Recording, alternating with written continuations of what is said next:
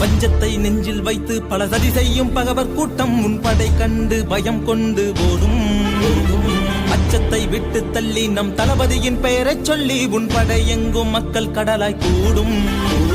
வழி கொண்ட மக்களுக்கு வழிகாட்டும் ஒருவன், வருங்காலம் வருந்தாத செயல் தீட்டும் தலைவன். உன் அன்பான அன்பிற்கு அணைக்கட்டு இல்லை, நம் தமிழ்நாடு தத்தெடுத்த தரமான பிள்ளை. வெற்றி கழக கொடியோடு வேறையருக்கு மரியோடு பாதை சூடும் எங்கள் தலைவன். அண்ணன் என்ற உறவோடு அனல் பறக்கும் விழியோடு ஆகாயம் போல் இருக்கும் ஒருவன்.